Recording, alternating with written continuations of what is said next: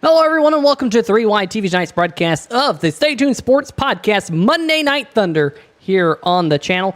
I am Peter Short, and joining me alongside is none other than Garrett Gleason. And Garrett, great to be at the Michigan International Speedway here tonight. Yeah, it's great to be at Michigan, Peter. It's one of my favorite tracks. I absolutely love this track. The grooves it provides, the racing that we've come to expect here in all our series, and I don't think tonight's going to be any different. Really looking forward to this one, Peter. And, of course, tonight is the Signarama of Hallandale 150. Big shout-out to our friends over at Signarama for sponsoring tonight's race. There's a link to their Facebook page in the description of the video if you want to check them out, if you need some sign mades. Signarama of Hallandale is the place to go and the place to grow your business as well. We're looking right here at the Shano effects machine of 3Y TV's own Carlos Acosta, and I'm a little bit curious, Garrett, whether tonight is the very first race ever on 3Y TV that Carlos has actually raced in. That is something I don't know. Part-time gamer, full-time Peruvian.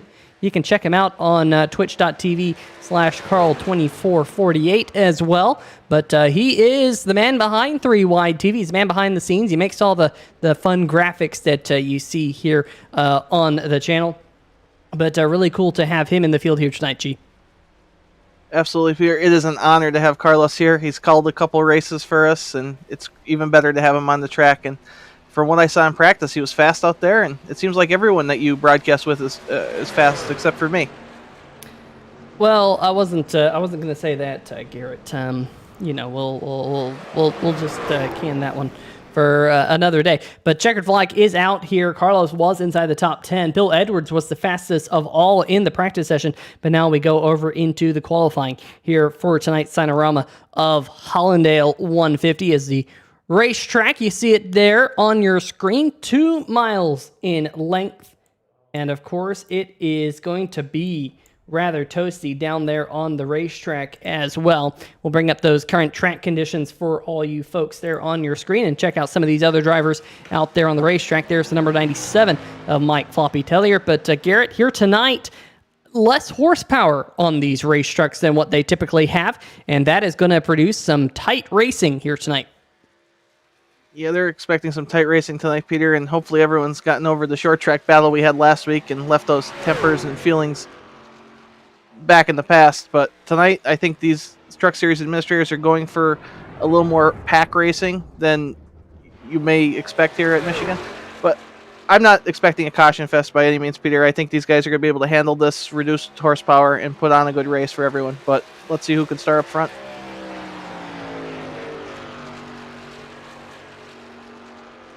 Just checking out the chat here, folks. Dan Fields in the chat saying, Carlos. Bob Giaquinto saying, hey guys, wish I was out there on the track tonight, but I'm stuck at work. Tim Connolly saying, hi Peter, as soon as I send my wheel to Glenn Sidman to be repaired, I would love to join one of these series.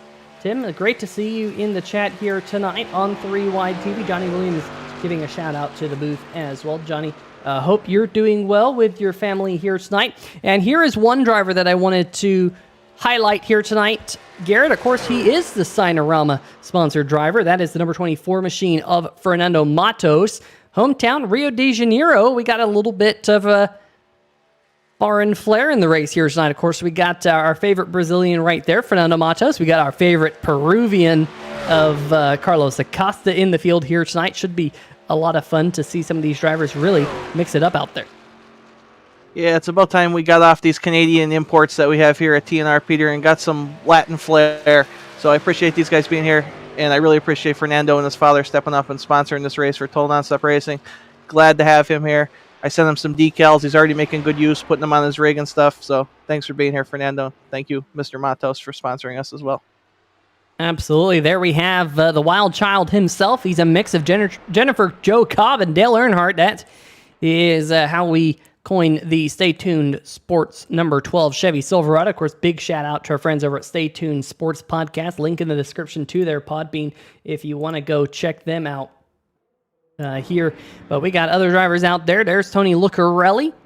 Good looking number 41 machine there. I believe, Garrett, that's a pretty familiar face for you as he heads down onto the bum side of the racetrack. And there's Tristan Maher, the number 98, the other bag craft machine, excuse me. He's just going to jump off the racetrack. There's Steven Doziak Jr. He's still running some laps out there on the racetrack, but currently we have a new driver atop the board. It is the number 50. He was fastest of all in practice. Now, top of the board here with about 2 minutes left in qualifying for tonight's Signarama 150. Well, Peter, no surprise here seeing Bill Edwards go to the top of the board. When he was a young boy, I think they started off with the Model Ts, Model As. They didn't go very fast, and I think the reduced horsepower plays into his hand. So we'll have to talk to Bill if he gets the pole and see if that played to his advantage, but that's what I'm going with for now. Jamar Dumas, the number 28 machine, also quick here tonight to 6th spot on the board. Andrew Himmelman, he has grenaded the number 8 SimShot Chevy Silverado. There he is, just getting some looks of these drivers here tonight. Milton Matos in the chat. Milton, how's it going here tonight, buddy? Great to see you back on 3 Wide TV. It has been a while, I must say, since we last saw you here in the chat. The Windsors in the chat, of course, always rooting on. Bill Edwards there having a chuckle in the chat as well. Tim Connolly saying, Fernando's disabled. Good going, Fernando. In fact, just checking out where Fernando Matos is currently in qualifying. He is currently sitting P20 out of the drivers here tonight. Johnny Williams saying, yeah, I was going good until we got some bad news while out to dinner. Oh, no, Johnny. That's not good. Hopefully everything gets all cleared up. The 100% Cup Series written on Carlos Acosta here tonight. I got to watch a little bit of their season finale this past week right here on 3 Wide TV at Phoenix. If you are unfamiliar with the 100% Cup Series, they run a 100% schedule. Garrett, they run every week with the Cup Series, 100% races, extremely long, as you can imagine, and they always put on a good show. Dan Fields in the chat also showing some love for the 100% Cup Series, but Bill Edwards will be the driver starting on the pole here tonight. Just about 3 minutes left here, Garrett. Maybe we can get a word with Bill before we jump over into the race here tonight, but a beautiful look of the Michigan International Speedway from up above.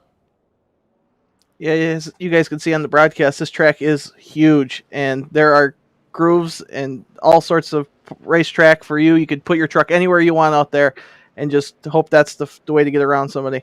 So with that, I think we're going to bring in Grandpa Bill. Well, Bill, Garrett was talking a little while ago about how you were probably driving Model A's, Model T's back in the day, but you're driving the big boy Chevy Silverado here tonight. A really good-looking race truck out there, and lightning quick in qualifying. Tell us about it. Oh, yeah. Yeah, I think I just hopped in, and I think I figured out the right line right away, so I didn't do a whole lot of the right line in practice because I didn't want anybody else to see it, but yeah, it worked. It was fast. I wasn't 100% sure if it would be because I kept catching people's draft, but it was a quick one, and happy to be up front. Yeah, definitely going to be a lot of fun seeing you race out there here tonight. Of course, we do have to mention here in the Total Nonstop Racing Stay Tuned Sports Monday Night Thunder, we have the Butt Kicker Challenge, where you can go to the tail end of the field and see if you can race your way up through the field. We saw you try and do that last week. It almost worked for you last week.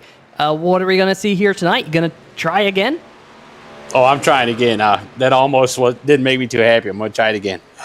All right. Well, if you don't succeed once, try again, and maybe you'll get it on your second shot here tonight. Garrett, any words of wisdom you want to provide Bill here tonight? Well, I can't teach you anything on the track, Bill, but you're a great guy to have in the league, and I wish you all the luck tonight. And let's go get that Butt Kicker Challenge and get this truck to victory lane. Thank you, sir. Yeah, yeah. I mean, this league is why I wake up and put my teeth in. That's great. Well, you heard it there, folks. Bill Edwards only puts his teeth in because he's got the Total Nonstop Racing League and, of course, Stay Tuned Sports on board for this particular series. But, Garrett, that must make you feel good. The league that you founded is giving someone the strength to put their teeth in their mouth in the morning. So, and he's out there performing really well. We'll see him here in a little bit to drop to the tail end of the field to go for that extra cash on the line here tonight, courtesy of our friends over at Butt Kicker. if Bill doesn't win the race or the butt kicker challenge, he definitely won the interview right there. That was good comedic timing by Mr. Edwards. Well, folks, the checkered flag now falling on what we have as the happy 3 minutes, because it's not a happy hour, it's happy 3 minutes. That's all they got out there on the racetrack. There's Steve Bavacqua in the Peeps Marshmallow Machine, and we will quickly go over into the race session here tonight. Garrett, it's about time for us to bring up tonight's starting lineup here on 3Y TV for the Signarama Hallandale 150. Bill Edwards will be starting on the pole, but I say that he will be dropping to the tail end of the line, trying to vie for that extra butt kicker cash, courtesy of thebuttkicker.com. John Canizaro Jr. will be starting in second. Steve Bavacqua, great qualifying run for him. He's on the inside of row number 2 with John Boris, one of the Dizzy Motorsports machines. Robert Kenny, Jamar Dumas will round out your top 6. Mike Floppy Tellier, the Canadian import, there in 7th. Andrew Himmelman in 8th, calling his own number there in the SimShots racing machine. Alonso Chicano, Shane Ewing, rounding out your top 10G. Row 6, we have 2 very talented drivers, James Lorello in the 13 and Jason Freeman in the 20. Row 7, we have Brian Bradley in the 60 and Carlos Acosta making his TNR debut in the number 2 machine. Mitchell Adams and Bradley Wilson will roll off 15th and 16th. Michigan's own Tristan Maher will start the number 98 and 17th position. Alongside him is Casey Brunson, the number 10. Mr. Consistency, Tim Johnson, will roll off 19th, and my good friend Tony Lucarelli rounds out your top 20. 21st position here tonight to Philip Scott in his machine. It's not exactly where we expect to see Philip Scott in qualifying, but that's where he will roll off here tonight. Fernando Matos in the Signarama Hallandale machine will roll off 22nd for the Hallandale 150. Ricky Williams and Kevin Stone rounding out your top 12. Looking back in the 25th position here tonight, Vincent Valvano with Stephen Doziak rolling off 26th. Nick Bradley, JT Poole, 27th and 28th. Ben Adams rolling off 29th. Of course, Garrett, you're alongside me. Stephen Kegman and Jason Shue here tonight, as that is going to round out the 31 truck field, as Garrett, you're alongside me. But everyone starts to get rolling out there, and we will have 150 miles here in the Signarama 150. Big shout out to them, as everyone's finally able to make it out there on the racetrack. If you haven't already checked out the Hallandale Signarama Facebook page, like I mentioned earlier, there is a link in the description. We really appreciate them for jumping on board and sponsoring the race here tonight. Well, we only get one pace lap, Garrett, and the field now working their way through turn number 3 and 4. We will see the green flag here very, very quick. The Windsor saying kick butt, of course, in relation to the driver who picked up the pole award, Bill Edwards, but he's going to be starting at the back, going for that butt kicker challenge. Pace car going to head down onto pit road here, and Garrett, 75 laps here tonight for these drivers to vie for the checkered flag. Steve Bavacqua will lead them down to the green flag. There is the green flag. We're racing at Michigan. Yeah, here we go. Peter Bavacqua takes advantage of Bill going to the back, and let's see if he can hold the lead through turn 1. But as you can see already, these trucks are fanned out as they head down into the first turn of the race. And you can see that outside line really strong. We've already had a change up at the front of the field. John Canizaro, he has got his way to the front. The Wild Child, as we are now 3 wide. How about this for Wild down the backstretch? To the inside, that is the GoDaddy.com machine of, here's that, Robert Kenny with a new look this week in the number 24. Then the 86 of John Boris to his outside there. And will continue to be side by side here coming down the front stretch. A clean first lap here tonight. 1 lap down, just 74 to go. Yeah, I expect a good green flag run at some point here, Peter, and let's get it out of the way right off the bat. The only thing that I get nervous about with these guys out there is the different lines and making sure you're clear. There needs to be a little bit of give and take. We have Justin White doing our race control tonight, and I think the racing is going to speak for itself. Just checking out some of these drivers, the onboard views here from the Michigan International Speedway. And Drew, I'm not sure how many people saw it, how many people missed it, but in the 3Y, sorry, not the 3Y TV, but the Total Nonstop Racing Facebook page, Mitchell Adams gave everyone a whole lap around this racetrack, talked about the racetrack, how difficult it is to get off pit road, how intricate this racetrack is, the bumps that you have to meander around when you go around this joint. But nothing is like being out there with a full field of race trucks, feeling the air off those trucks, feeling those bumps, feeling out your competition, even at this stage of the race. Yeah, it's good to get some laps in traffic, that's for sure, and Mitchell did a great job with that video, and I'm hopeful that as we continue as a league into the future, we can make some videos in traffic and be a good guide for guys that are getting into our league. We have some very talented drivers here, so if anyone's interested in helping us with those type of videos, just hit up one of us administrators, as we have a 3-wide battle on the front stretch. 3-wide battle for the race lead. Alonso Chicano, he's going to drop all the way down Steve Bavacqua there in the middle. And John Cannizzaro, the early race leader up on the top side, he's now going to fall back into line behind Alonso Chicano. Here comes, looks like that Shane Ewing in the Rayovac machine. He's going to pick it up 3-wide a little bit further back. 3-wide TV zone. Carlos Acosta there in the middle. Now he's going to be able to get down to the bottom as the 8 of Andrew Himmelman's on the high side. This is some crazy action here early on. Garrett, we talked about the reduction in horsepower. We thought it would lend itself to more pack racing. That's what we're seeing so far, as we again have a 3-wide battle for the race lead. As to the inside, here comes Robert Kenny, that new look, the GoDaddy.com green machine. He's going to slide up in front of Bavacqua, but Alonso Chicano on the high line. I was going to say Chicano would have a full head of steam, but Kenny slid up the entire racetrack to throw a big block of him. And here comes the Canadian Mike Tellier to the inside. We're 3-wide again now through 3 and 4. Wow, this action is incredible, Peter. We have trucks all over the place, and if you even breathe for a second, somebody's going to pass you, and they'll find a groove and they'll do it. But Alonso Chicano goes from the lead to now, 4th place, and he's looking to make it all back here as he heads into turn 1. Headed towards turn number 1 there, side by side for the race lead. Look at the whole field racing on by. Currently, it does not look like our pole sitter Bill Edwards going for that butt kicker challenge has made a whole lot of headway. He's, caution flag is out. And for the first time here tonight, we have a couple of cars involved in this accident. Let's see if we can see what happened here, Garrett. I'm hearing that maybe the number 10 machine was involved. And, he got ran over from behind. Tim Johns. Oh, my goodness. Someone getting launched up into the stratosphere. That looks like the number 20 of Jason Freeman, the Mason-Dixon Cornhole machine. Wow, Jason Freeman was up there in points. Somebody that just wants to have good, solid and consistent points runs. And on lap 6, going to be involved in looks like someone else's misfortune. Let's see here. Ooh, a little bit of netcode with Carlos Acosta. And Carlos was there, really nowhere for Carlos to go. And look at that, Tim Johnston being involved in the number 82, our champion there of the Thornton Graphix Grand National Series. Let's get another look at that one here, Garrett, from Jason Freeman. Let's go up to the blimp cam because I think this is going to tell the story here. Carlos Acosta, he's in the middle. Nothing really that Carlos can do because he's got the number 32 of Shane Ewing there, and they're tight. And then Carlos might have got a little bit tight there in the middle, but that was definite netcode between the 20 and the 2.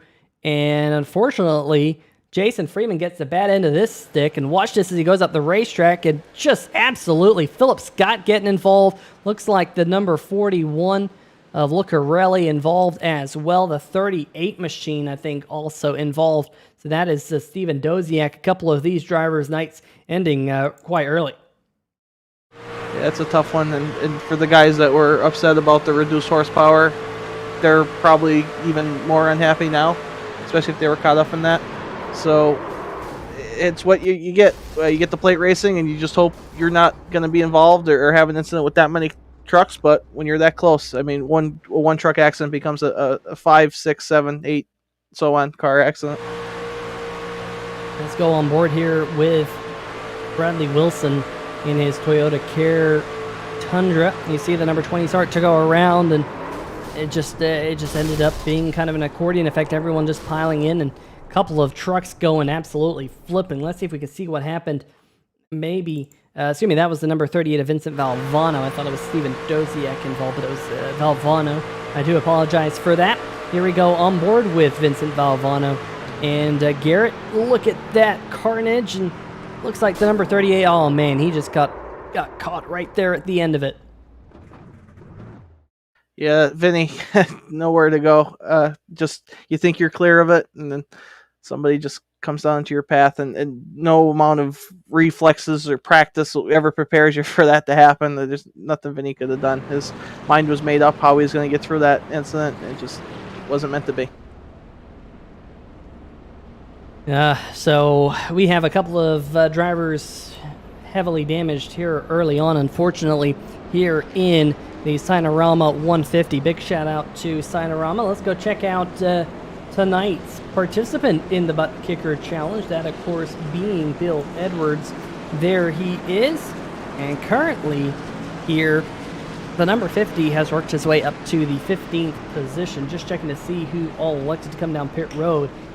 Quite a few trucks came down pit road here under this caution, Garrett, including the number 50 of Bill Edwards, but a lot of them just came down to take on some fuel. Yeah, you're about a third of the way through a fuel run here, Peter, under green flag conditions, that is. So I don't blame these guys. Come down, top off at the very least. You probably don't need to put tires on. You have 3 sets in the pits, so we'll keep an eye on that. But fuel only would have been my call here if I was out there, so we'll see how it plays out. Pace car lights are off. We'll get set to go back to green flag racing here very quickly. One thing to mention here tonight, Justin White is acting as the out-of-race official, so he is the eyes in the sky here tonight in the Stay Tuned Sports Monday Night Thunder Truck Series. But he will be calling it as he sees them here tonight. Stay Tuned Sports in the chat asking whether or not there are fast repairs here in this series. No, there are not. We also want to send our condolences to Johnny Williams, who let us know in the chat that one of his elder cousins passed away here tonight. Johnny, we are thinking of you as this race goes on here in the Signarama 150. Pace car down pit lane. First caution flag is in the rear, and we are green flag once again, racing at Michigan. Yeah, let's hope that doesn't happen again, Peter. But we're back to green, and Floppy looks like he's doing a little bump draft in there, pushing Bavacqua out to the lead.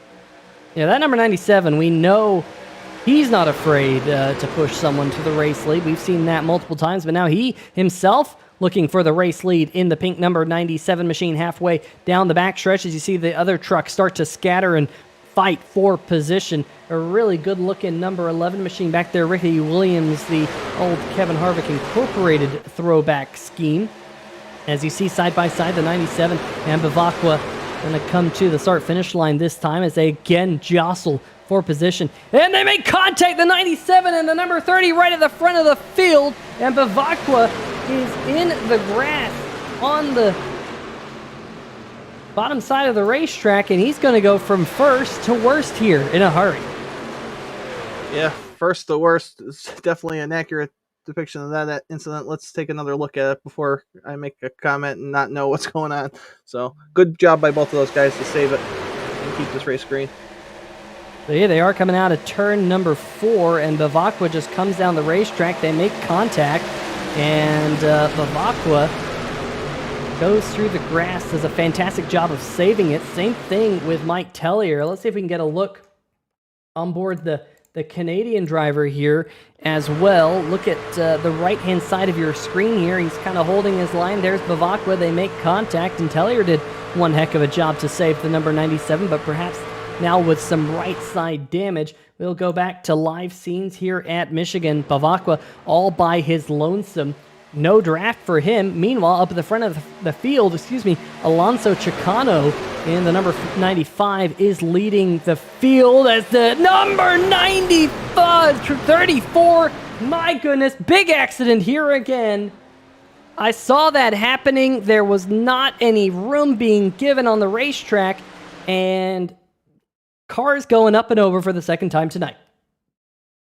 Absolutely horrible, Peter. That's my analysis on that one. I'm not saying anybody did anything wrong without looking at the replay. Don't get me wrong. It's just horrible to see all these good trucks taken out this early on in the race. Heartbreaker.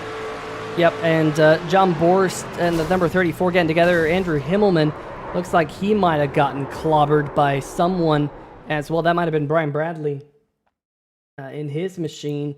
Kevin Stone also appears to have been involved. Mr. Unlucky is Kevin Stone here in the Total Nonstop Racing League. There's that initial contact, and yeah, Kevin Stone into the back of the number 8 machine. That was a heavy incident. Let's see if we can get another look on board with Robert Kenny here. Get as many of these replays in as we can. Bring out the good old gyro cam here. We always like to give a workout of the gyro cam, and that is as heavy of a hit in the outside safer barrier that you're going to see here on 3Y TV, Garrett. That was an immense collision with the outside wall. Yeah, that was one of the harder hits I've seen, certainly up here in the booth, Peter. And just two guys, looks like we're going to be fighting for the same racetrack here. And John Borst continues to have bad luck here in the Total Nonstop Racing League. And Robert Kenny, I believe this is 2 races in a row. He's going to end up on the trailer as well. Yeah, and you can see Kenny's kind of following Chicano. And I don't know if the 86 might have gotten a little bit loose there. We might go on board and see if we can get a look on board with John Borst there. But that number 34 really going for a ride. Just kind of hooked him up into the outside wall, and then John Borst getting sent over. Looks like Tellier got a piece of it. The number 40 came there onto the scene rather late and made some heavy contact.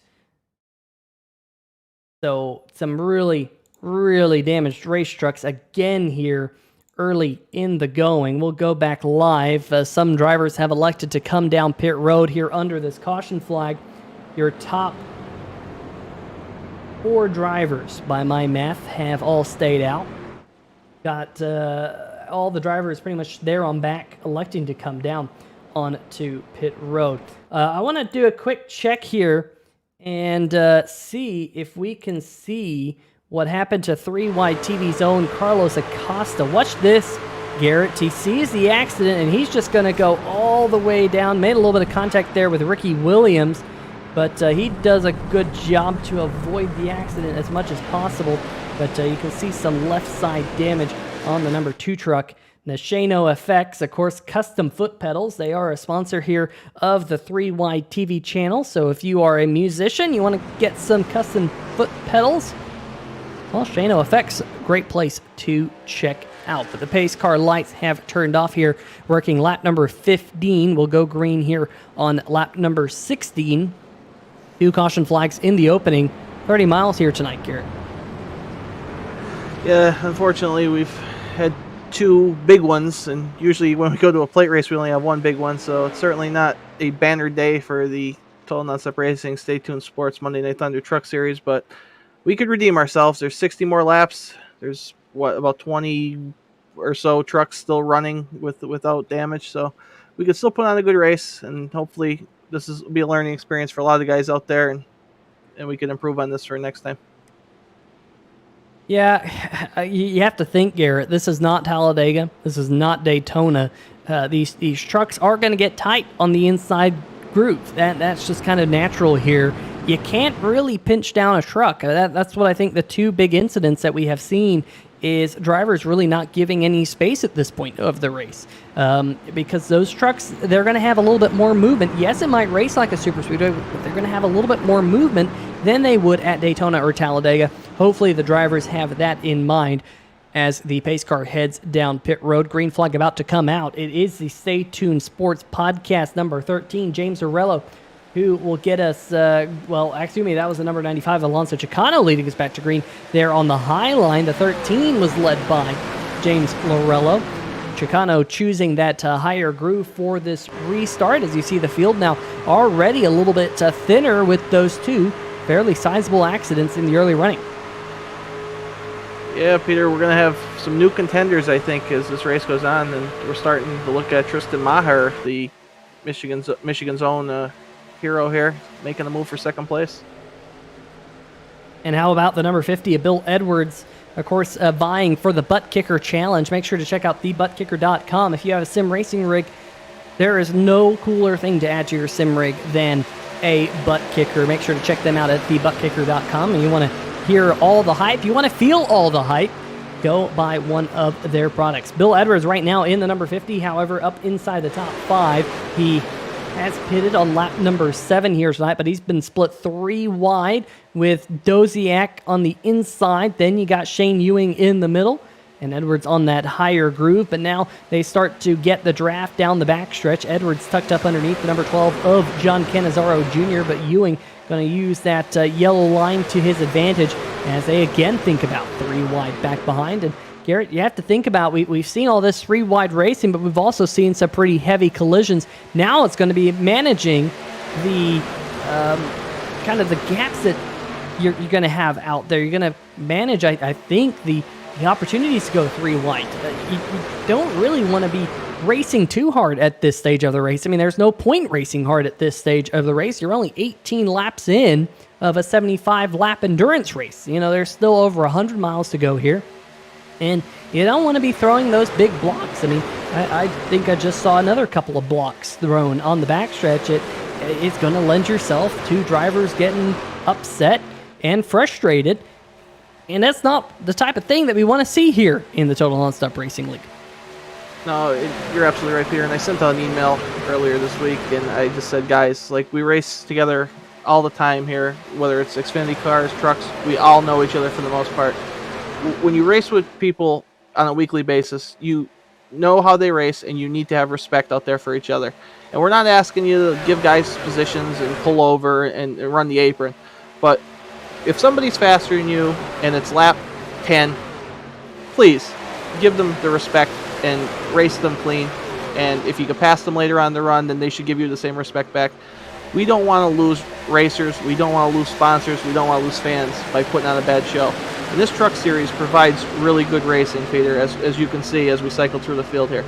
But we have to cut down on the lack of respect and the mega blocks that we've been seeing out there. I understand everybody wants to win. There's nobody that shows up on a Monday night that doesn't want to win this race.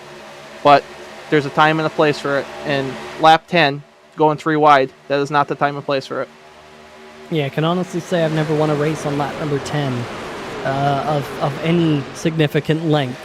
So that's something these drivers have been told in that email this week, and I'm sure hopefully we'll get to see maybe in action here tonight as this race goes on. Green flag has now been out for a couple of laps as Mike Tellier has a look to the inside of the 11 of Ricky Williams, who might have a little bit of damage from that contact a little while ago with Carlos Acosta as they were avoiding the second big accident of the night. Meanwhile, back up at the front of the field, we have a new second-place truck looking for the race lead. That is the Dizzy Motorsports number 32 of Shane Ewing. The Rayovac Toyota Tundra digging down on the inside. Garrett, he has made a tire stop here tonight, so fresher tires on his machine. Tristan Maher in the number 98, the Bagcraft Chevy third in line right now. He has also made a tire change here tonight. So some drivers are saving their tires for later. Other drivers are not. Shane Ewing has said, you know what, let's throw a new pair of boots on. And of course, with the few caution flags that have come out, we have whittled the field down from about 32 trucks now down to just about 21. So already 11 retirements in the opening 22 laps. So that, I'm sure, will play into these drivers' minds as Alonso Chicano and Shane Ewing trading the lead back and forth. Looks like Ewing will lead it at the line. As to whether or not we will get a long green flag run, going back to my point. 22 laps in the rear, however, Ewing, who started in the 10th position, your race leader as they run. Yeah, Shane Ewing's one of those guys that if we were running 100% load engine power here, Peter, he might be able to pull away from these guys because he is that talented and on those fresh tires. But with the 95%, I think it's going to be a little harder for him as Alonso Chicano is giving him a heck of a battle for the lead. Now, here's the interesting thing. Excuse me, Carlos. Sorry, I saw Carlos Acosta's name, and I've commentated with Carlos so many times, Garrett. You're Drew, you're Carlos, you're everyone, Garrett. I don't know if that makes you feel good or bad. But anyway, it's a running joke up here in the booth, folks, except it kind of isn't because that was a truthful mistake. But anyway, the interesting thing about Alonso Chicano, Garrett, is the fact that he has not pitted here tonight. We got word that the pit window was about 25 laps under green. I don't know if Alonso Chicano can make it to lap number 30. We've had a couple of caution flags, which might help. But you would think that the number 95 will have to come down pit road here in the next 5 to 6 laps, I would think. Yeah, and Peter, just thinking about this, if I was in Alonso's position here, I know I have a truck that's capable of winning this race. This is not the worst thing at a track like Michigan to get off cycle. I think he will be fine getting away from the pack, not getting caught up in someone's mess. And these guys aren't going to be able to run that much further than him, and it should all cycle back. And with the way we've been seeing yellows, he'll probably be fine. But something to keep an eye on for sure. Danny Williams saying it's Garrett, Drew, Carlos, Gleason. Yeah, that's about it. That's pretty accurate. As you see the number 10 machine damaging off the pace in front of your race leader, Shane Ewing, as the field races on by 2 and 3 wide up towards the front of the field. A good-looking run, however, from this driver right here. That's Tristan Maher. Also behind him is JT Poole on fresher tires. There is the purple and black Sim Shots, number 26. New look on JT Poole's Ford F-150 this week. You see the lap truck there on the left-hand side of your screen, staying well out of the way. I believe that is the number 10 of Casey Brunson. As Nick Bradley, I incorrectly said Brian Bradley earlier in the race, I believe, when the number 40 was involved in an accident. Somehow didn't get away with any damage, but that is actually Nick Bradley in his Rocket City Toyota Tundra right there, currently inside the top 10 in the 7th position. But look at this scrum of trucks back here. Mitchell Adams, who did that great video on the Total Nonstop Racing Facebook page. If you haven't already checked out Total Nonstop Racing's Facebook page, make sure you do so. But Mitchell did a full lap and kind of commentated his way around the racetrack. And Garrett, we're hoping to see that from a couple of other drivers over the next couple of weeks. Get these different takes on the different racetracks that we go to here in the Stay Tuned Sports Podcast Monday Night Thunder Truck Series. But tonight, on hand, the Signarama 150. Of course, Signarama of Hallandale. Their Facebook page is also in the description while we tout Facebook pages. As look at this battle, Tellier and Cannizzaro side by side. Tellier might be trying to get a little bit of side draft off the number 12. Yeah, I'm happy to see that Mike's damage isn't affecting him too much, and anytime you could compete with John Cannizzaro on speed, you know you're doing pretty good out there. So, good racing, and it's a good battle out there. But look, as you can see, if one of these guys even takes a breath, they're going to get passed by like 6 other trucks. Yeah, you gotta keep your foot in it here if you want to do well.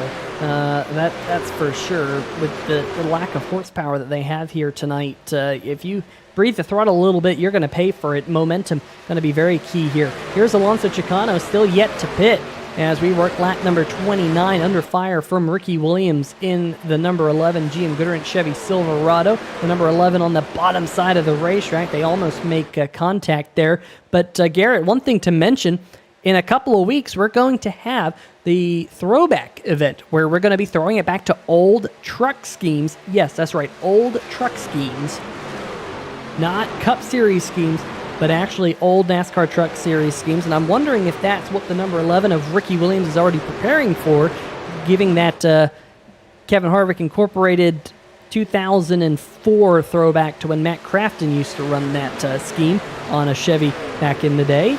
But we have that race coming up, and I'm very much looking forward to it. Bob Giaquinto posted his scheme here today, his Polyhedral Cathedral number 23. Some really good-looking rides will be on hand here in a couple of weeks. Yeah, Peter, this time of year in both the Total Nonstop Racing League and the National Sim Racing Association, we're going to see a lot of creativity.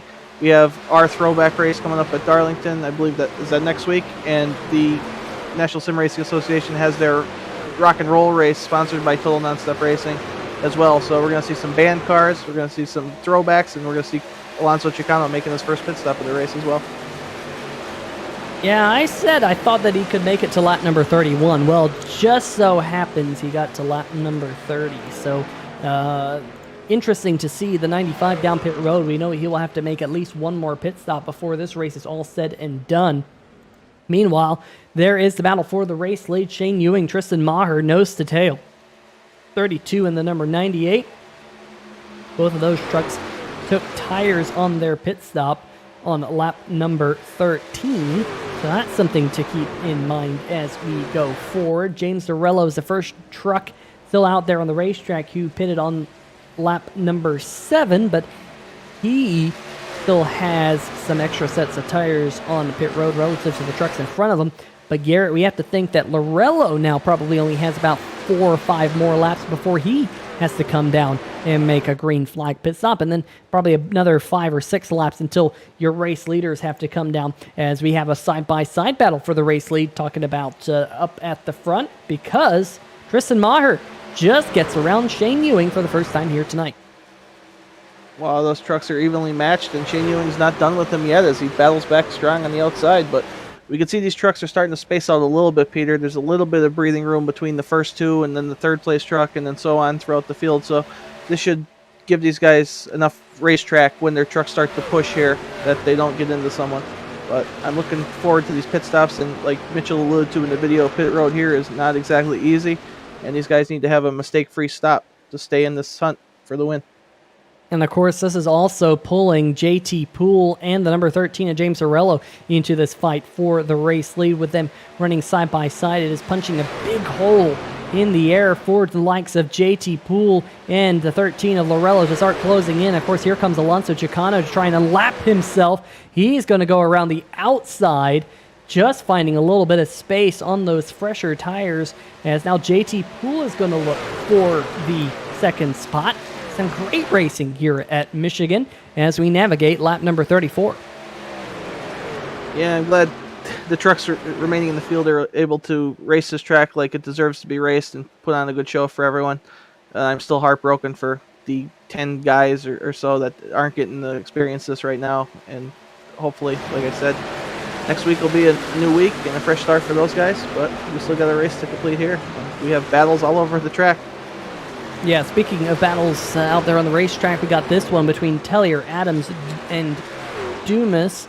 Stephen Doziak in the number 55 there on the right-hand side of your screen, also in this battle for the 9th position as they stay single file. Ben Adams started this race well back in the pack in the 29th position, now running inside the top 10, so good job there, Ben, keeping the Stay Tuned Sports Podcast number 5 nice and clean up at the front of the field as we close in on the cross flags here at the Michigan International Speedway. Just looking for any other battles out there on the racetrack. We got this one involving our pole sitter here tonight, the S2R Silent Syndicate Racing number 50 machine of Bill Edwards. He's down in 14th position here, and I'll tell you what, Garrett, I wasn't expecting to see Bill Edwards back there in the 14th spot. We highlighted he got into the top 5 by courtesy of some different pit strategies, but he has really slid back through the field.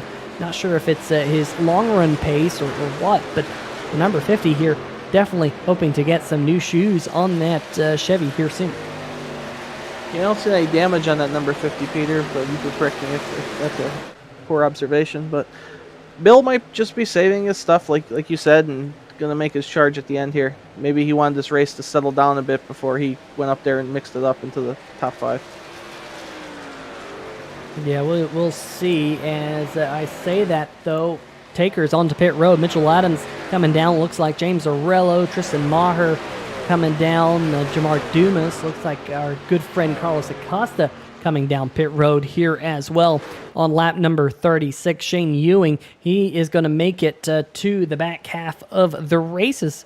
They will see the cross flags this time by, I do believe. The number 40 back behind him, that is Nick Bradley, who's starting to close in on the race lead as well. Last time by about a full 10th faster than Ewing. Can he use the draft? No, he's going to come down pit road here all by himself. Going to come down. I wouldn't say this is a difficult pit lane to get onto. It's not an easy pit lane to get onto because you're carrying so much speed there out of turn number 4, Garrett, that it can be really hard to get into your pit box. As the number 40, did he miss his pit box? No, I guess iRacing says he is in it. Looked like he might have slid past it, but iRacing says otherwise. His crew will go to work on that Toyota Tundra. Yeah, you can't blame him for getting distracted with the I Love Fat Girls sign ahead of him for the pit of Stephen Doziak. If I see a sign that says I Love Fat Girls, that's where my attention is, Peter. So good job by him getting in the stall. And Doziak is going to peel out from that said pit box and head out back onto the racetrack, so he can't be all too confused by that pit sign. You know, I wonder if he uses that as a distraction for you, Garrett. You know, maybe that's why he keeps that up there, because he's trying to get into your psyche. I don't know. Maybe something you should think about there, bud. Yeah, I have a lot of problems, Peter, and unfortunately, fortunately, I guess for our viewing audience, this broadcast is only so long, so let's not get into that. We'll stick to the race on the racetrack, as we see Shane Ewing still out there he hasn't made his pit stop yet, right, Peter? Or did I miss that because of the fat chick sign? Shane Ewing has not made his second pit stop here tonight. He pitted on lap number 13, so we said that he could go a little bit further than some of these other trucks that pitted on lap number 7. But remember, Ewing has one less set of tires on pit road. Granted, if he can get into the window with 25 laps to go, what am I saying? There's no way he can get to that window. But we do expect to see him on pit road very soon, as he's going for quite a while. 100% Cup Series saying nothing wrong with longer races and broadcasts, but we are biased. No one does a longer series than the 100% Cup Series. That is for sure. With them running full races each and every week here on 3 Wide TV. Of course, they just wrapped up their season as Shane Ewing comes down pit road, and Tellier almost running wide. Well, did run wide, but was able to rein it back in. There's Fernando Matos in the Signarama machine. In fact, let's give a big shout out to Signarama of Hallandale there in Florida. The way to grow your business for sponsoring tonight's race. There's a link to their Facebook page. If you need a sign or grow your business, make sure you check them out. We really appreciate them jumping on board here in the Total Nonstop Racing League. But Garrett, this should cycle us through the pit sequence. And Alonso Chicano, remember, he was the first truck on pit road. He will be your race leader here on lap number 41, but 6 lap older tires than the trucks that are currently running him down. There is Maher, JT Poole, and James Zarello, all 3 together out there on the racetrack right now. Well, Peter, as our viewers know, you're the one that does the math here for both of us. Can Alonso Chicano get to lap 50 or so and be able to make it to the end on fuel during this run? Yes, he can. He pitted on lap number 30, so he just needs to go about 25 or really just 20 laps to be in that 25 lap window. So he can definitely make it into the window where he only needs to make one more pit stop, but he's going to be out there on that last stop a little bit longer than most of the other trucks he's racing around.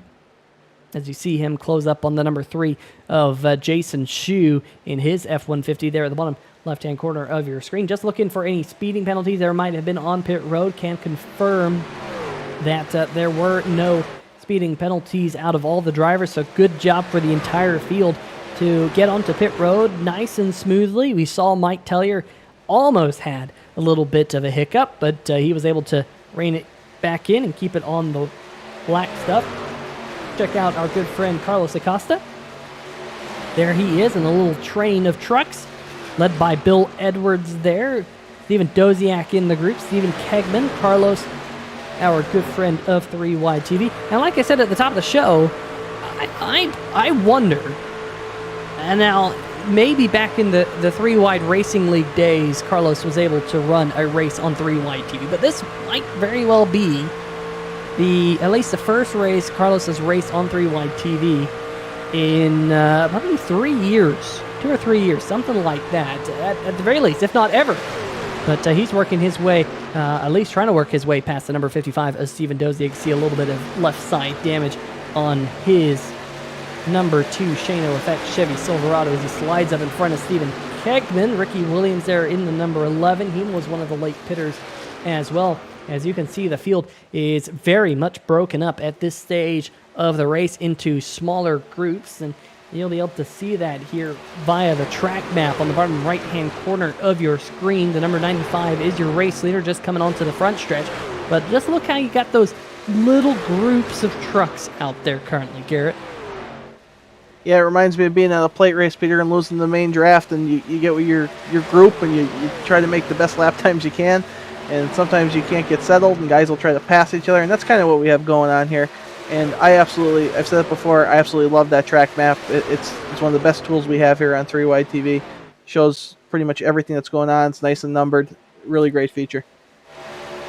Well, what it doesn't show is we have a battle for the race lead between Alonso Chicano and Tristan Maher. Remember, I mentioned that Maher had 6 laps fresher tires than Alonso Chicano, and he's going to use those fresher tires to his advantage, and he's going to go to the outside and is your new race leader here in the Bagcraft Chevy Silverado, as we are now under 30 laps to go here, just under 60 miles at Michigan International Speedway. JT Poole now, he's going to look for that second spot. He pitted on the exact same lap as Tristan Maher, so those drivers having good pit stops between them and able to leapfrog a couple of the trucks out there on the racetrack. James Orello, we got a quick picture of him. He's currently running in fourth, also pitted on lap number 30. Philip Scott says if Alonso Chicano can stay in the draft, this is his race to lose. Interesting thought there, Philip. I'm kind of curious to know whether or not he can stay in that draft with his older tires, but maybe he will. Here is the second group of trucks out there right now as they run. Mitchell Adams leading Nick Bradley, John Canizaro Jr., and Ben Adams. So that's the 4-truck train that we see there. As it looks like Jamar Dumas has joined onto this train as well.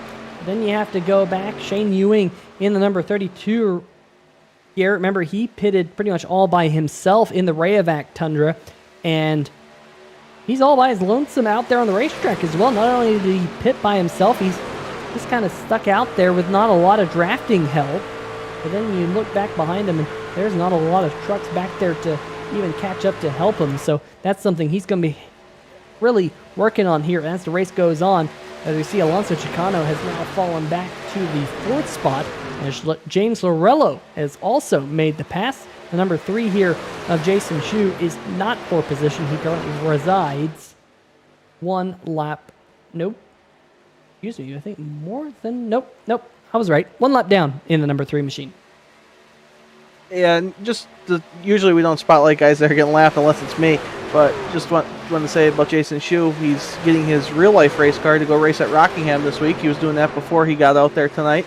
So that's awesome, and I wish him the best of luck. And Jason's also investing in his sim racing future. He's got a Fanatec, or Fanatic, however you want to pronounce it, set coming. So look forward to seeing Jason have some better runs out there. And he's doing a good job keeping up with these leaders. Tell you what, I could go for one of those Fanatec sets myself, but maybe one day. Gee, I'm still rocking the old Logitech G27 that I've had for near on 10 years now. Getting a little bit long in the tooth. But anyway, looking a little bit further back now, the second group of trucks is closing in on Alonso Chicano. Mitchell Adams here under fire from the number 40 of Nick Bradley. So these trucks are really starting to make inroads on the number 95. Philip Scott said if Chicano could stay with the front pack, he thought it would be his race to lose, but he's lost that front pack here. Garrett says about a second and a half is now formed between our third place number 13 of Lorello and Alonso Chicano. Peter, since we do have all these fancy graphics, is the second group of trucks catching the first group, the lead group, by lap time? Do we have something to bring that up and look at the intervals? Well, we do. Just bear with me 1 second, and we will be able to bring that up. And when I finally figure out, there we go. There should nope. It said no. Let me try one more thing, and this should look. This should work. Well, we have a 3-wide battle for the lead here, Peter, as you're trying to pull that up. Well, I'm just slow. There we go.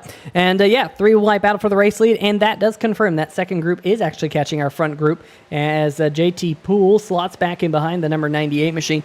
But that graphic at the bottom of the screen is telling us that Nick Bradley, who's in that second group of trucks, is closing in on the front pack by about 0.2 of a second every other lap.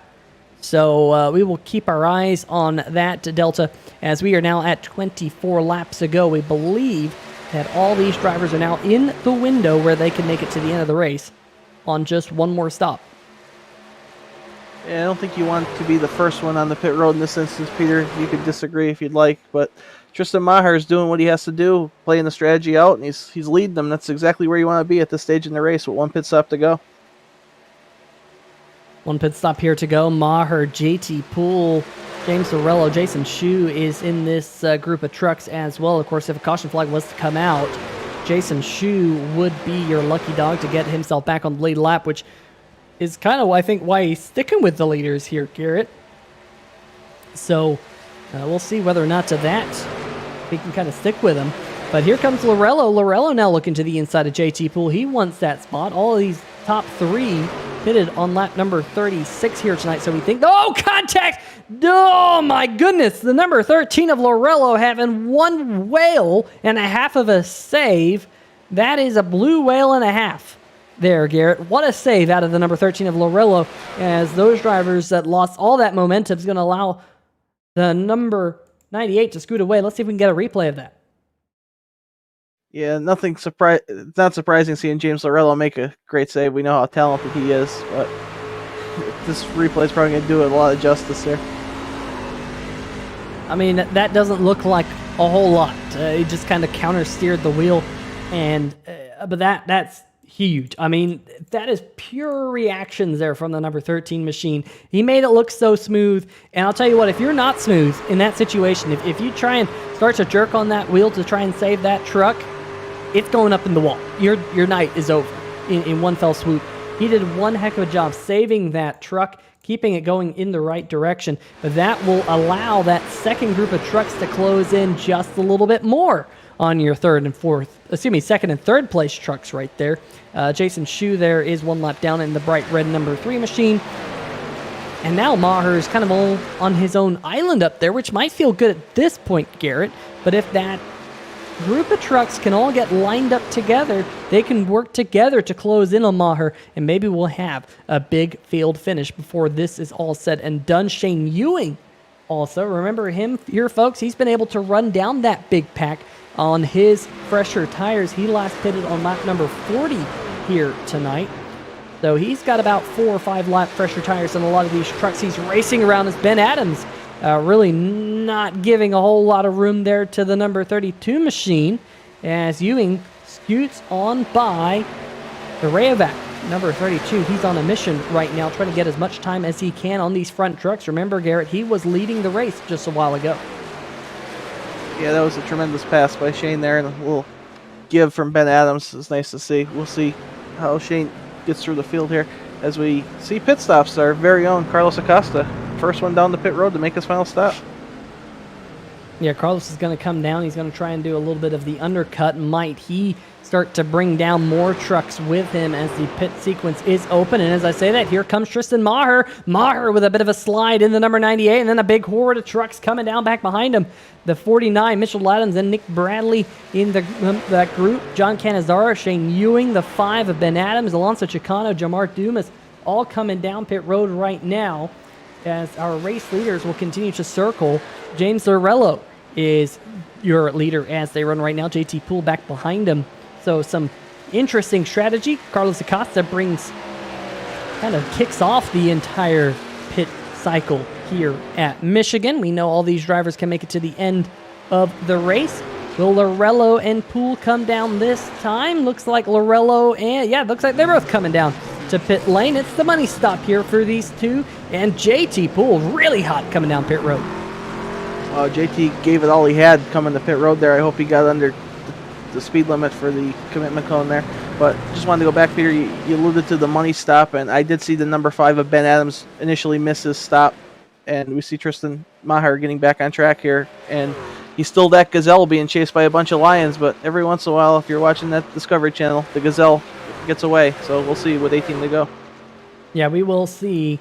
Because the number 49 machine of Mitchell Adams' second truck off pit road. And look at that gap up to the number 98 of Tristan Maher. We will see whether or not to James Lorello and JT Poole, if either of those two drivers can kind of hang with the number 98 of Maher. There is Lorello, and looks like Maher is going to scoot on by here. But remember, now Lorello has 1 lap fresher tires. Sometimes that does make a decent difference here on 3 Wide TV. Stay tuned Sports saying, side note, Eli Manning about to be canceled for Monday Night Football. 3 viewers filed complaints to the FCC for his flying bird during the Eagles game. Interesting. I'm going to fly the bird right now to Jimbo, because that's what I think about the Eagles, Peter. So let's see if he could get the FCC on my case as well. You know, an eagle is a bird, so why don't we all just give him a flying bird? You know, that's, I mean, that sounds nice to give the Eagles a flying bird. Isn't that right? I mean, I don't see what's wrong with that. Jimbo, maybe we'll get canceled here on 3Y TV. I don't know. We're just messing with Jimbo. He's an Eagles fan. I'm a Cowboys fan. And, of course, Garrett's a Giants fan. So we just have fun here on 3Y TV booth. Philip Scott in the chat. He's rooting on Tristan Thuggy Maher. Ricky Williams is your race leader right now in the number 11. We're waiting to see his final pit stop. He can go probably another 2 or 3 laps if he's lucky. Stephen Kegman, also due to come down pit road, might be coming down pit road this time. We'll see that. Stay tuned, Sports saying, you all think I'm number 1. Yeah, then we'll just leave it at that. Well, it looks like Kegman, he's going to stay out there. Fernando Matos in the Signarama Ford F-150. We're waiting for him to come down, make his final pit stop. But just 3 drivers yet to come down pit road here, Garrett, as the lap counter continues to click on by here rather rapidly. We're down to just 15 laps to go. There's Maher, and we'll see that gap back to Lorello there. Mitchell Adams has come out in front of JT Poole, but then some big gaps back to the trucks back behind him. Yeah, it's a big gap. Those trucks behind them are going to have to work with each other to try to catch the 98 of Tristan Maher out there, Peter. But these guys are staying out, hoping to catch a yellow. I don't blame them. They probably weren't going to win the race anyway, and I've adopted this strategy many times, and every once in a while you get lucky, and you can maybe have 10 places better finish than you would have normally had. So I certainly don't blame them rolling the dice here, but they're running out of fuel. Yeah, in fact, I think Stephen Kegman has come down and made his final stop. Ricky Williams, he's still yet to pit. Same thing with Fernando Matos in the Signarama of Hallandale machine. We'll see whether or not Ricky or Fernando come down this very lap. I think this is about as far as they can push it. I could be wrong, but I would be very surprised, put it that way, if they make it another lap here around this 2-mile racetrack. It's not an easy one to save fuel because you're in the throttle so much. Pretty much the entire lap you're in the throttle here, especially with this reduced horsepower that we are running here tonight. Got the number 98 right there. Maher still holding on to a little bit of a gap back to James Zarrella. Let's see if we can bring up that gap to those 2 drivers, and you can see when they both made their pit stops just a couple of laps ago, but ever since, Lorello has been anywhere from about 0.2 to just about 1/10 faster. Remember, Lorello has slightly fresher tires, and he also has the benefit here of using a little bit of slipstream off the back of the number 98 truck as these lap counts wind down. Yeah, it's definitely to his advantage to be in second place right now. He should be able to get to Tristan Maher's bumper, but like we've seen before on our broadcast, Peter, getting to him is one thing and passing him is another.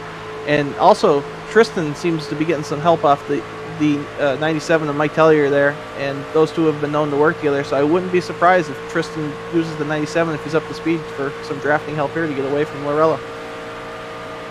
Philip Scott in the chat, of course, involved in an earlier incident here tonight. The first caution flag. We've only had 2 caution flags here tonight at Michigan International Speedway. Might that be the kiss of death? Might we get a third? But I just think that the number 13 is closing in ever so slightly. You could see that Maher now going to go around the number 97 machine here, and the 13 is going to get a really big draft because now 2 trucks are punching a hole in front of him in the air. You see out back, looks like the number 49, Mitchell Adams, start to also close in on Lorello. Lorello pitted on lap number 57. Adams pitted on lap number 56 with Tristan Maher. So out of these 3 trucks that you see here on your screen, Ben Adams also appears to be in the mix. No, excuse me, that's John Kenzar Jr., similar paint scheme to Ben Adams. Both of those drivers sporting the Stay Tuned Sports Podcast look here tonight with the number 13 of James Zarrella. Jimbo, you got 3 trucks in the field here tonight. That's pretty impressive. As Ricky Williams and Fernando Matos, proving that the booth knows nothing as they continue to lap out there. We only have 10 laps to go, however, here tonight, and see when they finally come down pit road. Good. I mean, like you said, Garrett, nothing really to lose for Ricky Williams or Fernando Matos. They're playing their own strategy, and as I say that, Ricky Williams coming down pit road right now. We'll see whether or not Fernando also comes down pit lane this time, but they tried doing something different. They knew that they were back in the pack, and gotta say, they made a good call. They did what I would do in their situation. But as you can see here, Garrett, on the racetrack, definitely things starting to close up. Yeah, we're fixing to have a heck of a battle here for not only the lead, but the top 5 looks like it's in flux here, Peter. Tristan's going to do everything he can to keep these trucks behind him, but James Lorello has done a tremendous job getting as close to the leader as he is right now and gaining on him as we speak. Unfortunately, tonight's pole sitter and participant in the butt kicker challenge, Bill Edwards, who also had the pole last week at Richmond, he is running down in the 11th position. So it looks like the money for the butt kicker challenge will go on one more week, at least as they run right now with 9 laps to go. There, of course, could be some race-changing happenings between now and the checkered flag, but just wanted to give a highlight to thebuttkicker.com. Meanwhile, Lorello has closed in on Maher. He's now all over the back bumper of the Backcraft Chevy Silverado. Chat, what do you think? Do you think Lorello's going to be able to get around that number 98 machine? We got 8 laps to go. Peter, if you're driving that 98, what do you think? Are you keeping the truck wound up on the high side, or are you protecting the bottom? I think Philip Scott has a good point. I think if you are in Tristan Maher's position, you're going to use that higher way around this racetrack because you can keep that momentum up. You can pinch the truck down. Oh, no, they make contact. Maher goes around here on the front stretch. No, he does not. He saves it somehow, but he's in the wall coming down, and more contact. The 49 of Mitchell Adams goes up in the wall, and Dougie Maher's entire race has turned upside down. No, caution flag waves. Yeah, I was hoping they threw a yellow there, and I don't know if iRacing did it or if our race administrator Justin White threw it, but definitely needed to be a yellow thrown there. I think Tristan was pretty much out of control there after the contact and what happened between him and the 13, so I'm glad more trucks did not get involved, but let's take a look at this, Peter. Well, actually, a bump draft on the front straightaway by Lorello got into the rear of the number 98 machine and just ended up being a pendulum on the front stretch. You saw him almost collect the number 49 machine of Mitchell Adams, but the number 98 there doing one heck of a job to save that machine. I mean, that is as good of a save as we've seen here tonight. We saw Lorello have his save, but let's see if we can go on board here with Tristan Thuggy Maher and see if we can get a look of him saving that machine from the inside. And of course, Tristan's going to be really, fired up from that. Yeah, Thuggy might pop a cap on someone, Peter. I think that's pretty frustrating when you're leading the race and you don't get to race it out. But James, like you said, James was just bump drafting him, trying to get a run there. You're battling for the lead. It's hard to find fault with somebody in that occasion. But certainly a heartbreaker for Tristan Maher. And Tristan Maher, Johnny Williams, Tony Liccarelli, these guys, there seems to be a black cloud that follows these guys around when they race. And I'm hoping one day the sun starts shining on their careers here at Total Nonstop Racing. Meanwhile, different pit strategies. James Lorello going to come down pit road. The number 12 also coming down pit road. Thuggy Maher going to come down after he was just leading the race. We mentioned that things could change rather rapidly. Bill Edwards in the number 50 elected to stay out along with a couple of other trucks. Mitchell Adams, one of those trucks, had elected to stay out. All of these drivers, however, in their pit box here. As you see, the number 5, Ben Adams, he's rolling. The 13 of Lorello, he's rolling. Canizzaro's rolling. Then Alonso Chicano back there. Jamar Dumas. Here comes Brian Bradley. Haven't really mentioned his name here a whole lot here tonight. The GTR Simulator Toyota Tundra. There's Carlos Acosta, Steven Doziak, and Fernando Matos just coming down pit road there. And Garrett, what a shame for Fernando Matos, because had that caution flag come out just a little while sooner, that could have really played into the hands of Fernando, as well as the other drivers who gambled on that strategy. But just to reset the field for you folks, Philip Scott in the chat saying, oh boy, half of the field stayed out. Indeed, they did. Mitchell Adams is going to be your race leader for this upcoming restart. JT Poole, Shane Ewing, Nick Bradley, Bill Edwards, Steve Ivakwa, Stephen Kegman, Ricky Williams all stayed out. That's 8 trucks who stayed out there on the racetrack.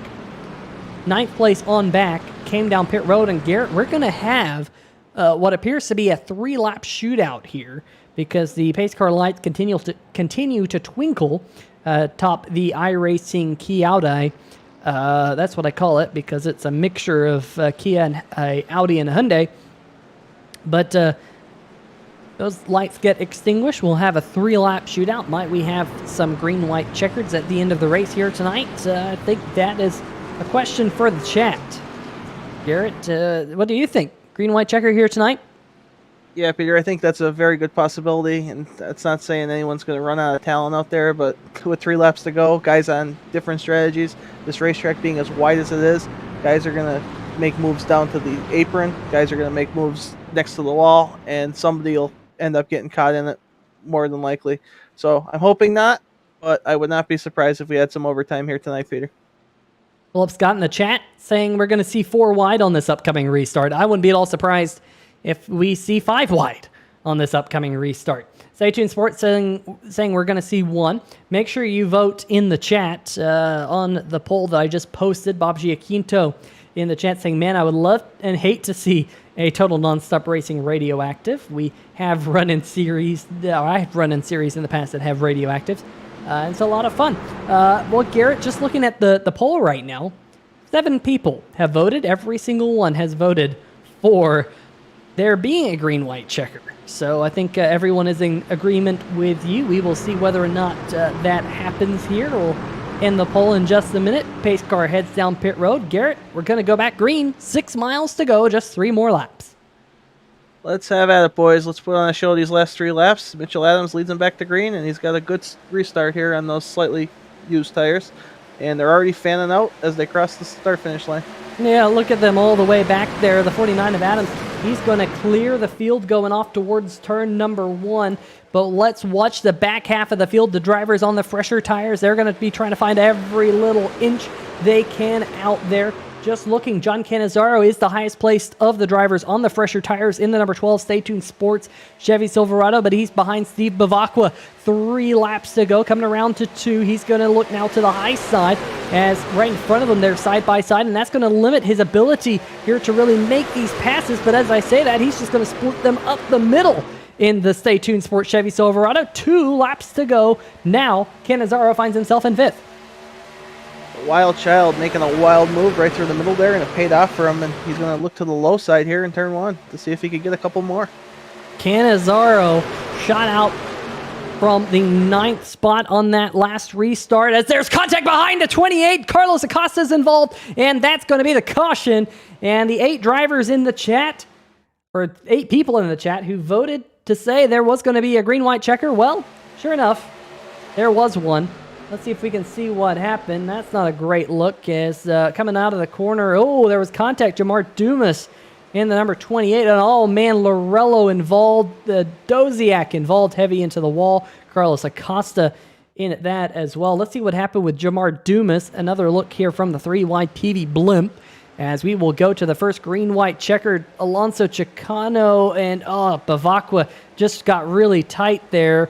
And just kind of snowballed here. Not a whole lot these drivers can do. I think Acosta's engine grenaded there, but that will put us under caution with another attempt at a green-white checker here upcoming. And with all of that going down here, Garrett, you would think that Cannizzaro is in a stellar spot to possibly get this win here tonight on the fresh tires with how fast he was there under that last pit cycle, but maybe now that the tires have a cycle on them, maybe those tires won't be so fast. Yeah, there's certainly a lot of possibilities here, Peter. I think you're right that he's in a good position here, but at the same time, you never know. Like these tires could cycle. John could get a bad restart because of the heat cycle in the tires. You just never know what might happen. But if there's anyone that's going to make a risky move, all or nothing, it's going to be John Cannizzaro. As we watch another view of this incident here, Peter. Yeah, on board with Fernando Matos, who did a stellar job working his way through that accident. You can see how he just said, you know what, I'm just going to stay down here on the bottom side of the racetrack and not get involved in any of that mess. There he is down in the 11th position right now. Of course, a big shout out to tonight's race sponsors. You see Mike Floppy Tellier will be our lucky dog here. But of course, Signarama of Hallandale, Florida. Make sure you check them out. There's a Facebook link in the description for the video here in the Hallandale Signarama 150 here on 3 Wide TV. Great supporters of the channel here. And of course, Fernando Matos with that Signarama logo on that number 24 truck. Great to have him back in the Total Nonstop Racing League here this season. He was here a couple weeks ago, or a couple of seasons ago, and he is back. Milton Matos in the chat saying, yes, he's improving his skills to get out of the trouble. And he did a stellar job there. Philip Scott saying John's newer tires help him commit to his wild child moves. I think he's proven to us why he's the wild child here, at least under that short green flag run, G. Yeah, he certainly proved it out there, and he proves it every race we broadcast with him, Peter. He's just one of the younger guys in our series, but he's definitely one of the most talented, and he's made his presence known in our league as well as NSRA. But we talked about Fernando getting through that incident really well, Peter, and that was a great drive by him. But somebody joined us in the booth, the connoisseur of fat chicks. If we'd like to ask him a question about his part in that incident, Peter. Yeah, Doze, anything that you want to say is that all kind of came to a head pretty quick there at the end. Yeah, there's just nowhere for me and James to go. I mean, James got bounced down into me. I just said on the radio before that accident happened, crossing the start-finish line, man, things are going to get ugly here. And sure enough, yeah, I mean, it's racing. It's, 2 to go. It's a plate track per se. I mean, you got to expect these things to happen. I wouldn't be surprised if we see one more caution. Yeah, we might have another attempt at a green-white checker, but Doze, unfortunate for the number 55 machine. And, of course, we'll get to see you next week here on 3 Wide TV, as well as later this week, hopefully, here on the channel. Best of luck. Yep, thanks, guys. Have a good night. All right, that is a somewhat dejected number 55 of Stephen Doziak there, Garrett, involved in that last accident. He said, it all happened so fast, no room for him to make a move to get around it. Yeah, used to claim he's dejected, but he always sounds like that, Peter, so I'm not really sure. But yeah, he's definitely dejected. He was looking for a better run, and he just got caught up in it. But we look forward to seeing him the rest of the week here on 3 Wide TV, and we look forward to the finish of this race as we're getting ready to go back green. Just waiting to see the green flag come out here, hopefully for the last time here. There's the flagman finding the green flag out of thin air and just about to wave it for the field here as Mitchell Adams and JT Poole on the front row. But John Cannizzaro, he's on fresher tires. He's on that second row. We're racing once again. Just 4 miles to go. Cannizzaro didn't have the best race start. JT Poole throwing a big block on the Stay Tuned Sports number 12 Chevy Silverado. Adams out front right now in the number 49 machine. But Cannizzaro trying to find a way around the 26. He gets a run coming out of turn number 2 here, Garrett. Looks like we have a 3-wide battle for the lead, Peter. We got some young, talented race car drivers, and I don't think any of them are going to lift here going into 3. None of them are going to lift. Cannizzaro on the inside. Is he going to come away with a race lead? Looks like he might. Coming around to the white flag. If we don't have another caution, this will be the run to the checkered flag, this time next lap, as Cannizzaro is your race leader. White flag is in the air. JT Poole now having a look to the inside of number 12 as they race toward turn number 1. They almost make contact up at the front of the field. Let's keep an eye on the rest of these guys, Peter. Shane Ewing's mixing up. Ben Adams is mixing up. Bradley's mixing up in the 40, I believe that is. This could be anyone's race if these guys even make any sort of contact. Oh boy, there goes Ben Adams. Ben Adams involved, and the number 11 of Nicky Williams involved in that madness as well. We will stay up at the front of the field with the run to the checkered flag. Cannizzaro has the high line. He has the momentum coming off the corner. The number 26 machine. He is not going to have anything for Cannizzaro, who goes to victory lane here at Michigan. Side by side for the 4th position between Ewing and Bradley, and I believe that Ewing just pipped him for that 4th spot. But Cannizzaro, the wild child with that late, and now they're all wrecking in turn number 1. I think they were just going to get some congratulatory bumps, and now they're all just piling in. Turn number 2 is a whole pile of smoke right now. But luckily for Cannizzaro, that number 12 was just good enough to make it to the checkered flag to win the race. And holy smokes, the number 5 of Ben Adams doing a barrel roll end over end, something gymnasts would be envious of. Yeah, that's for sure, Peter. And I hope Tana took out some life insurance on Ben before the race, because that was one heck of an impact. And looks like poor John Cannizzaro is not even going to be able to celebrate and do some burnouts. So we'll have to look forward to the sim shots tomorrow to look at some nice pictures of his truck, because I don't think burnouts are happening.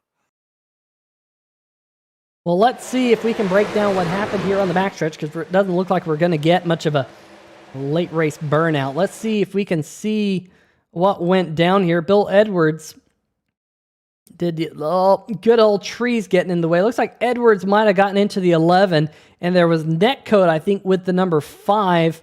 Alonso Chicano coming in there as Ben Adams, gets launched up into the air in his machine. Alonso Chicano goes sliding into the infield. A pretty hefty hit for the number 95, who led a decent amount of laps here tonight. But Chicano has to smoke his way back to the start-finish line. And then what all happened here, coming to the line, there was that side-by-side battle for 4th between the 32 and the number 40. And now let's watch this, because here's Ben Adams, racing to the line. Mitchell Adams, of course, finishing in his number 49 machine on the podium in 3rd here tonight. But let's see if we can get this pirouette action here on the channel. And it looks like we're going to have to go get a battle for 6th and 9th positions as well. And give the gyro cam a workout. And you can see, folks, that is just one heck of a gymnast. And he just sticks the landing. That's 10 out of 10 for my book. And then he gets hit from behind again. But that's something. Garrett, you wanted to look at the battle for 6th position? No, I just wanted to give a shout out to those guys having their best career total nonstop racing finish, to the best of my knowledge. Fernando Matos bringing it home in 6th position in the race that his family was sponsoring. Tremendous job, Fernando.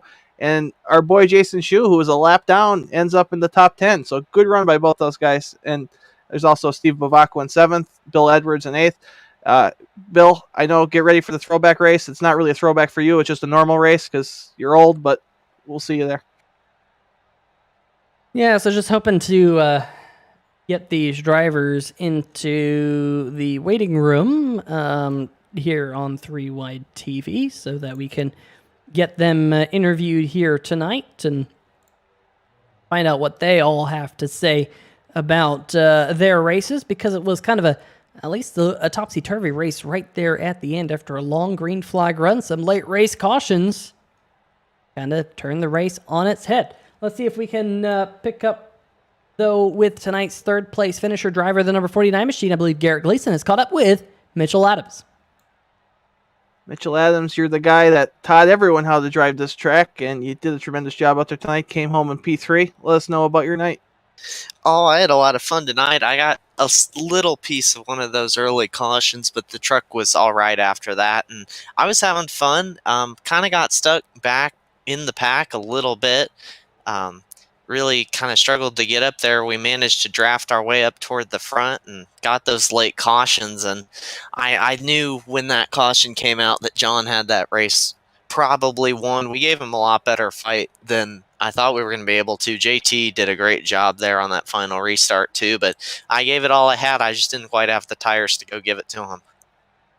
Yeah, that was a tremendous battle for the win there, and that's, I think, what everyone was looking forward to tonight with the reduced horsepower, and just to have a finish like that, it made up for some of the incidents we had early in the race. So just going to you as one of the administrators of this league, did the reduced horsepower have the effect that you guys wanted it to? I mean, usually at Michigan, when you take horsepower away, I feel like it kind of closes the pack up. That can be done at like Auto Club and kind of these other 2-mile racetracks and even some of the 1.5 miles. So I think definitely we produced some great pack racing tonight. Once we got the first few incidents out of the way, I thought it was great racing, and we got to do a lot of drafting, and you really had to work the draft if you wanted to be up at the front. So I think it worked out for us well tonight. Well, from my perspective, it certainly looked fun out there. And speaking of my perspective, for those that don't know, you filled in for me on Thursday. Do you enjoy working with Peter? You could be honest with us.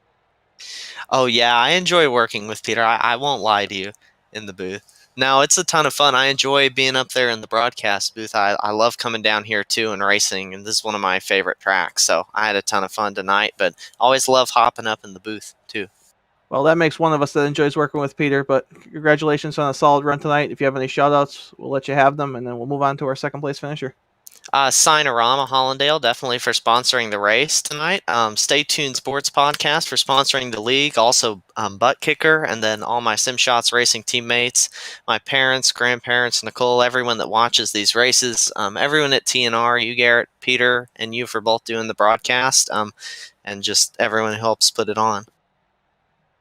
All right, well, we'll see you next week for our throwback race at Darlington, and Peter Short, I believe, is caught up with our second-place finisher. Yeah, I'm catching up with our second-place finisher here tonight. Of course, coming up just a little bit short in JT Pool, but it was a strong run here tonight for a new look for the Sim Shots machine. JT, tell us a little bit about your race here tonight at Michigan. Qualified terrible. I didn't know how to run the track, so we think we started like 28th and had to work our way through the field. And I think it was the lap 13 caution. We came down to pit for fuel, and we had the tires ticked. So used to set there when we didn't want to, so put us in the back and had to work our way up to the front, because the only way that strategy was going to work was if we got to the front. We couldn't, because by the time we got up there, we had just used up all our stuff trying to get by all those cars, and they were just able to draft off each other and kind of keep the same distance from us. And then from there, green flag runs, and that incident with Tristan and James really changed things up. Though John pitted, obviously Mitchell stayed out, which surprised me. But yeah, I think 7 cars stayed out, so I was feeling good that we were going to be able to hold on. But then that caution came out with, I think, two to go on the backstretch. So John was able to just use those tires to his advantage, and we had fun battle on those last 2 laps, and it was pretty fun. If I had to lose, I would lose it like that. So. Well, JT, it was a spirited battle all the way to the end. In fact, I thought you were going to pull it off there a little bit with that lunge underneath the eventual race winner of John Cannizzaro, but just was not quite enough for you in that truck. Tell us what was going through your mind with that late race battle for the race win, because like you said, there was different drivers on different strategies, and you kind of had already made your bed there early. Yeah, Mitchell got a great jump, and I had John right behind me, so I knew I was trying to, I had to keep him on my bumper, and it was really difficult to try and do that. I wanted to get the bottom on Mitchell so I could block John, but I got to Mitchell's bumper at the wrong time. I was already too high, and so John was able to get to my inside, so I had to pinch him down as low as I could so I could try and get as much of a run off the corner as I could. I was able to tuck in behind him and just kind of followed him from there, and I made a move to the inside into one, and it started to stick, but he just had those tires and got the run off the corner. So once he had about a car length in front of me, I know he pretty much had it, so I tried to just kind of squeeze him off the corner to see if there's any side draft, but I don't think they have that model in the trucks yet. So yeah, he had those new tires. He was fast all day though, so he deserved the win. It was fun racing with him. Yeah, definitely a good battle between both of y'all at the end of the race. But next week we go to the Total Nonstop Racing Throwback 200 at Darlington. What are your thoughts about Darlington Speedway? Yeah, I know chief fixed officials are at Darlington this week, so I think that'll be some good practice for next week. Don't have a throwback scheme in place for next week, but I'm sure we'll get something figured out by then. Yeah, definitely going to be fun to see what paint schemes we see on these trucks next week here on 3Y TV. Before we let you go, JT, anyone you want to give a shout out to? Yeah, SimShots Racing, Butt Kicker, Total Nonstop Racing, Stay Tuned Sports, all of the SimShots partners and company, Signarama, this is for him. Just all the admins and heads of the league. Thank them for putting this league on. Thank you all for putting these broadcasts, and apologies to John for taking them out after the race. Well, there you go, folks. JT Poole coming home second spot here tonight. JT, we'll see you next week at Darlington. Yep, see you then. All right, folks, that's going to do it with tonight's runner-up driver of the number 26 machine, JT Poole. It is time now to go down to victory lane, where Garrett Gleason has caught up with the wild child, John Cannizzaro himself.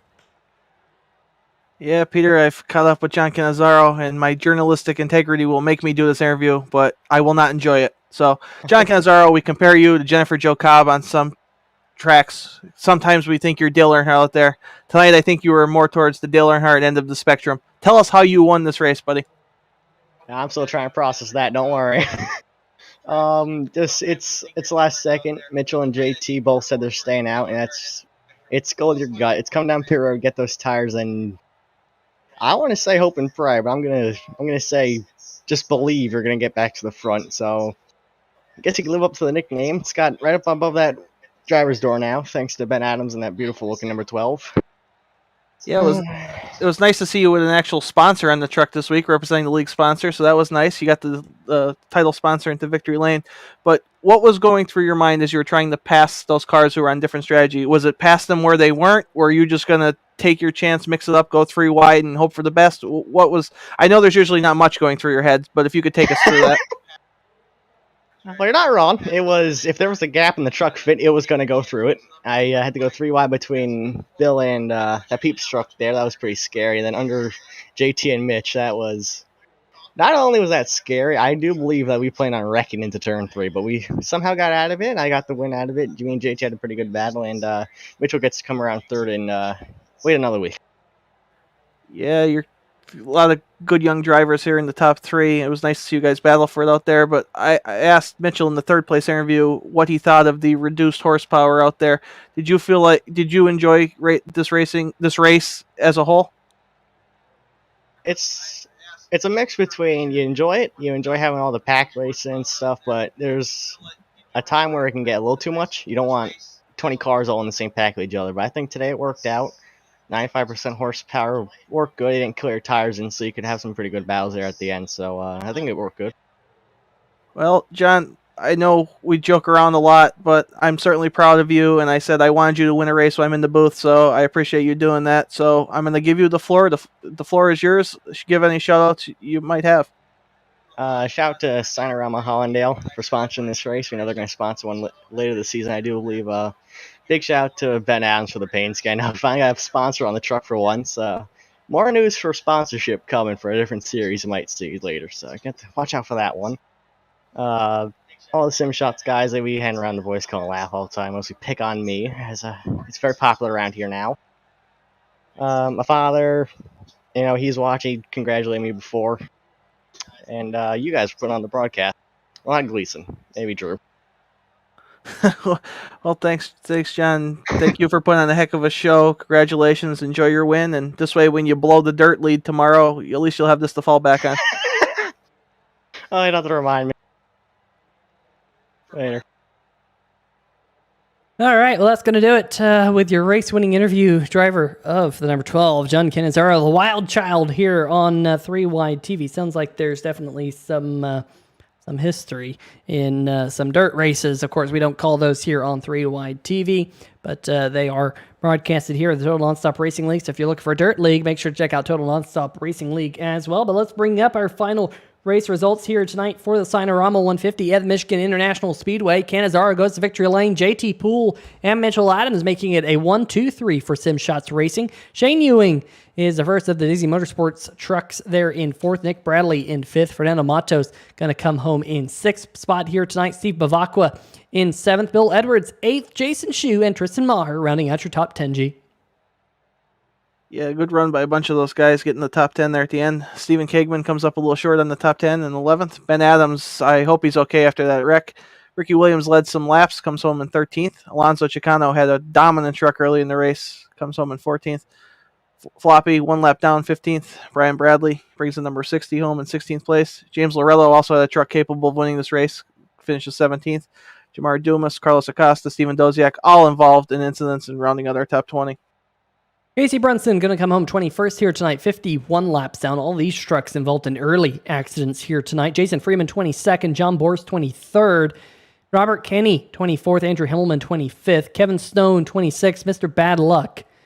That's, I think, what we need to call Kevin Stone with that continuing his terrible run here of accidents, not of his own doing. Tony Lucarelli, 27th. Bradley Wilson, 28th. Tim Johnston, our champion in our Grand National Series, brought to you by our friends over at Thornton Graphix. He's going to be 29th tonight. Philip Scott in 30th. I know he was another driver expecting more here tonight. Vincent Valvano in 31st here tonight. Of course, Garrett Gleason alongside me up here in the 3-wide TV booth. But Garrett, definitely an interesting night here tonight in the Signarama of Hallandale 150 here at the Michigan International Speedway. And hopefully we can get back to some more good racing next week at the Darlington Raceway, the first super speedway, if you will. Now kind of designated as speedway, but it was the first track that NASCAR designated as super speedway back in the 1950s and 60s, and I'm looking forward to having it on the schedule next week with the throwback event with all the throwback schemes. I'm very much looking forward to it at 8:30 Eastern Time, November 15th, 2021. G, any final thoughts before we head out tonight? No, Peter, not too much. I'm looking forward to Darlington next week. Can't wait to see those throwback schemes. And for those that were disappointed in the beginning of tonight's race, just stick with us. We'll try to do better next week. And of course, the buttkicker.com challenge money is going to roll over to Darlington. Might we see a driver go for the prize again next week? We will have to wait and find out. Big shout out to them, as well as Dunn Raceway Park, Thornton Graphix, Sim Shots, and every other sponsor here in the Safety and Sports Podcast Truck Series for making it happen. Also, big shout out to our friends over at SimTV for the camera angles that we brought to you here tonight and every week here on the channel. But for myself, Garrett Gleason, Carlos Acosta, and everyone else here in the 3Y TV family, folks, have a good night, stay safe, and we shall see ya.